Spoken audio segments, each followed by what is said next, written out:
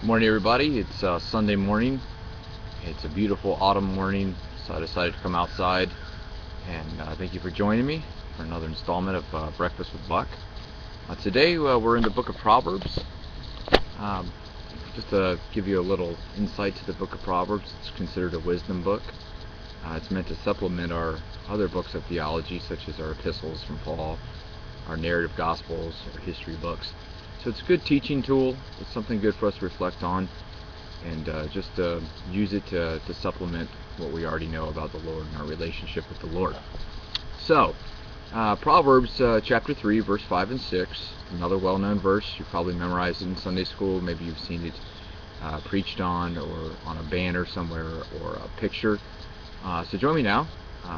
Verse 5, trust in the Lord with all your heart and lean not on your own understanding. In all your ways submit to him, and he will make your path straight. So this is a good, timely little verse for us to study here and to reflect on, mainly because it never grows old. It's always in context. It's always modern. There's several key words here that I want to focus on. The first one is understanding. In verse 5, the writer of this psalm is saying, your own understandings are not sufficient. They're weak. Now, this doesn't mean that you're not intelligent. This doesn't mean that you haven't gone to school or graduated college. This doesn't mean much at all about your cerebral abilities and your cognitive abilities. What it's talking about is your perceptions, your instincts, your character, how we think about the world. And if you think about what the writer is telling us, he's saying don't lean on them. In other words, don't let that be your support. Whenever I think about support, I always think about a bridge. The big trusses that are built to hold the bridge up, or maybe the big ropes that swing down.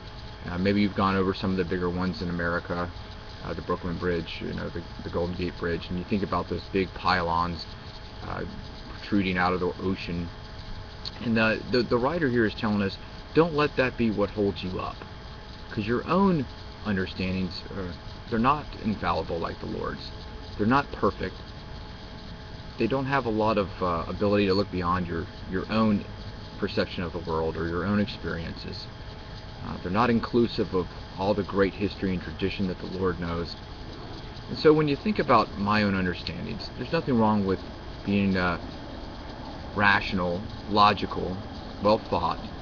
There's nothing wrong with studying outside sources of the Bible, books from well-known authors. There's nothing wrong with engaging in intellectual stimulating debates.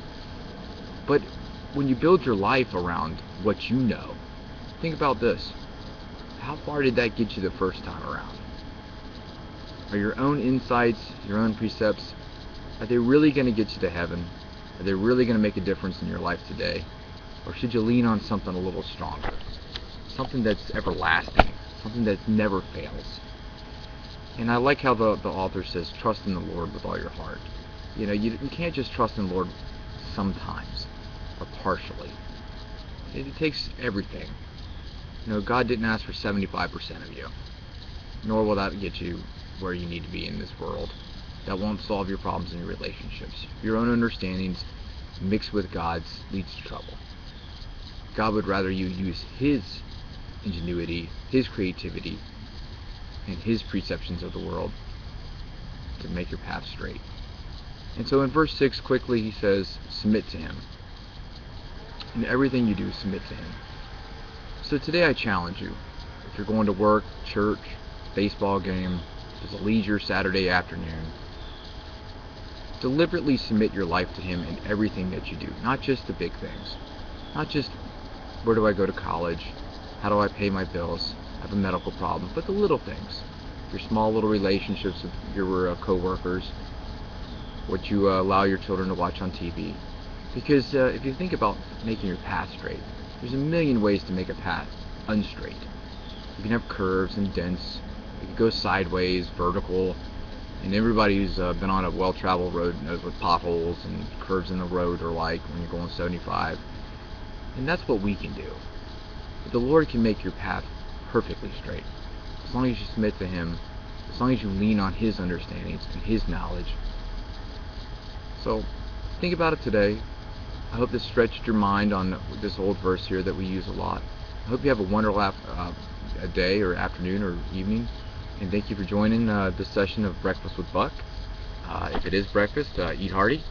If it's getting close to bed, I hope that you have a wonderful evening, and God be with you till the next time.